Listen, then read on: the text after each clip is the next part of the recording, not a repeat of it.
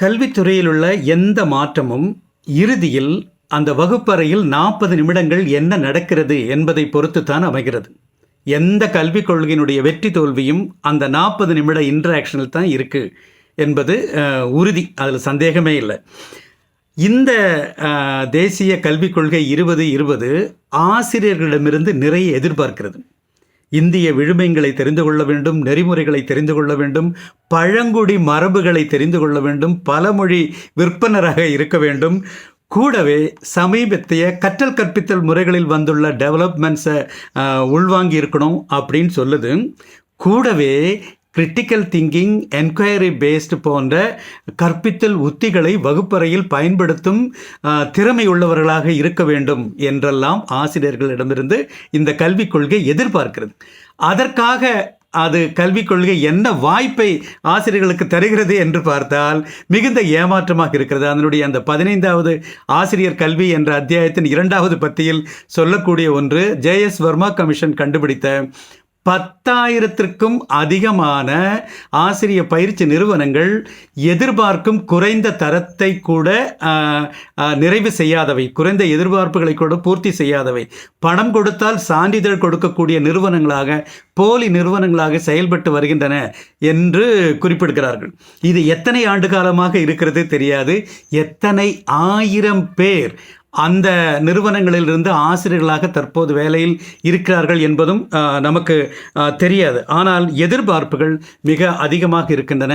2030 வருடம்தான் இந்த ஒரு மாதிரியான இந்த திறன்களை எதிர்பார்க்கக்கூடிய ஒரு உயர்ந்தபட்ச திறன் கொண்ட ஒரு ஆசிரியர் சமூகம் உருவாகும் என்று இந்த கல்விக் கொள்கையை சொல்கிறது. 4 ஆண்டு இளங்கலை பட்டப்படிப்போடு கூட ஆசிரியர் பயிற்சிக்கான ஒரு சான்றிதழும் தருவார்கள். கூடவே இது பல்கலைக்கழகங்களோடு இணைக்கப்பட்ட ஒரு பயிற்சியாகவும் மாறுகிறது. அது எப்படி போகும், அது என்ன நடக்கும், அது தெரியவில்லை. மட்டுமல்ல, அந்த மாதிரியான ஒரு பயிற்சி எடுத்து ஆசிரியர் ஆவதற்கான கவர்ச்சி என்ன என்பதும் இல்லை. அதிக ஊதியமா அல்லது வேறு பலதுமா? அப்படியானால் தனியார் பள்ளிகளில் வேலை புரிபவர்களுக்கு இந்த தகுதி தேவையா தேவையில்லையா, அது எப்படி வழங்குவார்கள், எதுவும் தெரியாது. ஆனால் மிக மிக முக்கியமாக, அது ஒரு பக்கம் இருக்கட்டும், மிக மிக முக்கியமாக இதுவரைக்கும் வந்த கல்விக் கொள்கை எல்லாம் இறுதியில் எப்படி வந்து சேருகிறது, எப்படி வந்து முடிவடைகிறது அப்படின்னு பார்த்தா, எ செட் ஆஃப் இன்ஸ்ட்ரக்ஷன்ஸ், ஒரு சில குறிப்புகள். ஆசிரியர்களிடம் ஒரு உயர் அதிகாரி நீங்கள் இப்படி செய்யுங்கள், அப்படி செய்யுங்கள், இப்படி செய்யுங்கள் என்று சொல்லக்கூடிய ஒரு செட் ஆஃப் இன்ஸ்ட்ரக்ஷன்ஸாக மட்டும்தான் இது கடைசியில் முடியுது. அதுதான் ரொம்ப ரொம்ப கஷ்டமான ஒன்று. ஆசிரியர்களுடைய திறன் வளர்ச்சி என்பது மிக மிக இப்போது இந்த திறன் வளர்ச்சிக்காக இந்த கல்விக் கொள்கை பரிந்துரைக்கக்கூடிய ஒரே வழி ஆன்லைன் ட்ரைனிங். ஆனால் ஆன்லைன் ட்ரைனிங் மூலமாக கருத்துக்களை புரிந்து கொள்ள உதவலாம். மேபி சில கருத்துக்கள், ஏன் இதை செய்ய வேண்டும், அதை செய்ய வேண்டும் என்று புரிந்து கொள்ளலாம். ஆனால் திறன் எப்படி வளரும்? வகுப்பறையில் எதிர்பாராத பிரச்சனைகள் வந்தால் அதை எப்படி சமாளிப்பதற்கு, அதற்கான திறமைகளுக்கு என்ன செய்கிறது? இங்கே தான் இந்த நேரடியான கள ஆய்வும் ஆன்சைட் சப்போர்ட்டும், பிரச்சனைகளை வகுப்பறையில் எழுந்த பிரச்சனைகளின் அடிப்படையில் நடக்கக்கூடிய பயிற்சிகளும் மிக மிக முக்கியமாக இருக்கின்றன. அதே போல் ரொம்ப ரொம்ப கஷ்டம் நிறைய ஆசிரியர்களுக்கு. அதுவும் இந்த கொரோனா காலத்தில் பிற ஆசிரியர்கள் எப்படி வகுப்பெடுக்கிறாங்கன்னு பார்க்குறதுக்கு ஒரு பெரிய வாய்ப்பாக இது அமையுது. அப்படி அமையும் போதே உள்ளுக்குள்ளே, இப்போ நான் ஒரு ஆசிரியராக இருந்தால் என்னுடைய நண்பர் ஒருவர் எங்கிருந்தோ ஒரு வகுப்பெடுப்பதை இங்கிருந்து நான் பார்க்க முடிகிறது. அதே போல் பிற மாநிலங்களில் ஆன்லைன் வகுப்புகள் நடப்பதையும் என்னால் இதை பார்க்க என்னுடைய திறமை இப்போது எங்கே இருக்கிறது, இது எந்த அளவுக்கு நான் உயர வேண்டும், வளர வேண்டும் என்ற ஒரு ஒப்பீடு, ஒரு கம்பேரிசன் சொல்லாமலே ரொம்ப இயல்பாக நடக்குது. நான் ஒன்று பார்த்தேன்னா அந்த இடத்துல என்னை வச்சு பார்த்துட்டு நான் எங்கே இருக்கேன் அப்படின்னு அந்த ஒரு விருப்பம் வந்திருக்கு. ஐயோ, என்னுடைய திறன்களை நான் வளர்த்து கொள்ள வேண்டும் அப்படின்னு ஒரு விருப்பம் நம்ம ஆசிரியர்களுக்கு வந்திருக்கு. கூடவே இந்த கொரோனா காலத்தில் வீதி வகுப்பறைகள், வாசக என்ன சொல்கிறது, நூல் நிலையங்கள், புத்தகங்கள் கொண்டு கொடுத்து வாசக வட்டம், இந்த மாதிரியான பல முயற்சிகள் நம்ம ஆசிரியர்கள் செய்துட்டு இருக்காங்க. இதுதான் தமிழ்நாட்டினுடைய ஒரு சிறப்பு. தமிழ்நாட்டில் ஏன் வந்து குழந்தைகளுடைய இடைநிற்றல், அந்த ட்ராப் அவுட் ரேட் ஏன் கம்மியாக இருக்குது? அதே போல் உயர்கல்விக்கு போகக்கூடிய மாணவர்களுடைய எண்ணிக்கையில் நாம் ஏன் முன்னாடி நிற்கிறோங்கிறதுக்கெல்லாம் இந்த அடித்தட்டு ஆசிரியர்களுடைய அர்ப்பணிப்பு ரொம்ப ரொம்ப முக்கியம்னு நினைக்கிறேன். இப்போ நாங்கள் ஒரு கியூரியஸ் லேர்னிங் இனிஷியேட்டிவ்ஸ்னு சொல்லக்கூடிய எங்களுடைய நிறுவனம் 3-4 நிகழ்வுகளை நடத்தியது. ஒன்று தமிழோடு விளையாடுன்னு சொல்ல ஒன்று, ஃபீல் த நம்பர்ஸ் என்று, லிவ் யுவர் ரூட்ஸ் என்று சொல்லக்கூடிய பல்வேறு சின்ன சின்ன நிகழ்ச்சிகளை நாங்கள் நடத்தினோம். அதில் பெரும்பான்மையும் பங்கு கொண்டவர்கள் நம் தமிழ்நாட்டு ஆசிரியர்கள். எதற்காக என்று கேட்டால், தன்னுடைய வகுப்பில் தன்னுடைய குழந்தைகளுக்கு நல்ல செயல்பாடுகளை கொண்டு போய் சேர்க்க மாட்டோமா என்ற தேடலில் வந்திருக்கக்கூடியது தான் அந்த ஆர்வம். ஸோ இப்போ இதெல்லாம் இருக்குது, இந்த ஆர்வம் இருக்குது, மனப்பான்மை இருக்குது, எல்லாம் இருக்குது. இனி தேவை இவர்களுக்கு கொஞ்சம் சுதந்திரம். அந்த சுதந்திரம் அல்லது பெரிய கட்டுப்பாடுகள், இப்போது நடக்கக்கூடிய 2 மணி நேரத்திற்கு ஒரு முறை நீங்கள் ஏதோ ஒரு ஃபார்ம் அப்லோட் பண்ணுங்கள், அதை செய்யுங்க, இதை செய்யுங்க, இந்த மாதிரி படிவங்களை நிரப்பியே நம்ம ஆசிரியர்கள் ஓஞ்சு போனாங்கன்னு நான் சொல்லுவேன். அந்த அளவுக்கு இருக்காங்க. அது மட்டுமல்ல, உயர் அதிகாரிகள் எதிர்பார்க்கறதுக்கு தகுந்த மாதிரி நம்மால் செய்யாமல் இருந்தால் அது ஏதாவது பிரச்சனையாங்கிற பயம்.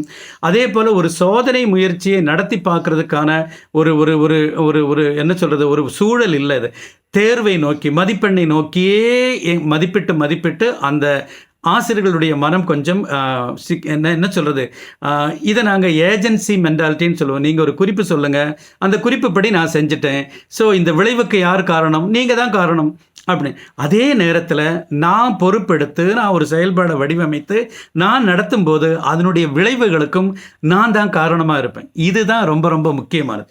இந்த சுதந்திரமும் இந்த என்ன சொல்கிறது, முயற்சி செய்து பார்ப்பதற்கான ஒரு வாய்ப்பும் ஒரு நேரமும், சடனாக இதை செய்யுங்க உடனே ரிசல்ட் கொடுங்க, அதை செய்யுங்க உடனே, இப்படி இல்லை, கல்வி இப்படி நடக்காது அப்படிங்கிற புரிதல் கொண்ட ஒரு அரசும் மேலதிகாரிகளும் இருந்தால் மிக மிக சிறப்பாக நாம் முன்னுக்கு வருவதற்கு ஆனால் அதற்கான எந்த ஒரு இதையும் இல்லை. தற்போது இருக்கக்கூடிய ஆசிரியர்களை பணி நீக்கம் செய்ய மாட்டார்கள், அதில் சாத்தியமும் இல்லை.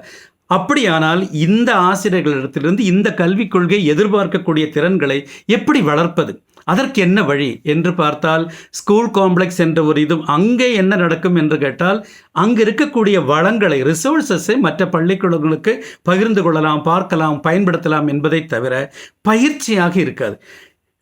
ஆசிரியர்களுக்கான அது சில கற்றல் இதெல்லாம் நடக்கலாம். ஆனால் முறையாக ஒரு என்கொயரி ஸ்கில்ஸ் அல்லது 21st செஞ்சுரி ஸ்கில்ஸுங்கிறது எல்லாம் வளர்த்தெடுப்பதற்கான ஒரு கேள்விக்கு ஒரு பதில் அல்ல என்பதை, ஒரு சிந்தனை முறையில், குழந்தைகளின் சிந்தனை முறையில் ஒரு மாற்றம் வருவதற்கேற்ப நடத்துவதற்கான திறமையை கொண்டு வருவதற்கு எங்களுடைய ஒரு யோசனை. நாங்கள் 10-40 பள்ளிகளில் உள்ள ஆசிரியர்களோடு பல வருடங்களாக தொடர்பில் இருக்கிறோம், பயிற்சிகள் எடுத்திருக்கோம். அதில் உள்ள அந்த அனுபவத்திலிருந்து நாங்கள் சொல்வது என்னவென்றால், ஒரு மாவட்டத்திற்கு ஒரு 2-3 பயிற்சி மையங்கள், இந்த 2030 வரை என்று சொல்லக்கூடியது போலவே அதுவும் இருக்கலாம். 2030 வரை பல பயிற்சி மையங்கள், ஒவ்வொரு பள்ளியிலிருந்தும் ஆசிரியர்கள் ஒரு குறிப்பிட்ட பிரச்சனைகளோடு இங்கே வருகிறார்கள், பயிற்சி பெறுகிறார்கள், திரும்ப போகிறார்கள்.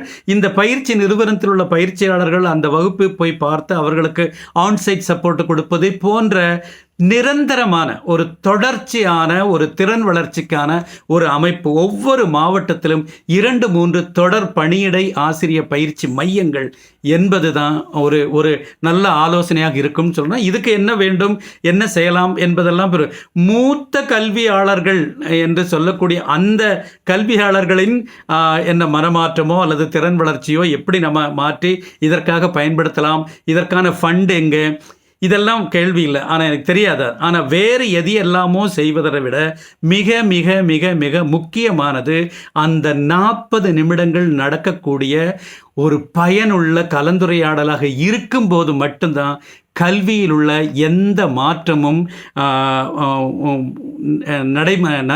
நடைமுறைக்கு வரும் அல்லது நம்முடைய கனவு நனவாகும். எனவே ஆசிரிய கல்வியில் உங்களுடைய என்ன சொல்கிறது கவனத்தை செலுத்துங்கள். The best investment is investment in people. நன்றி.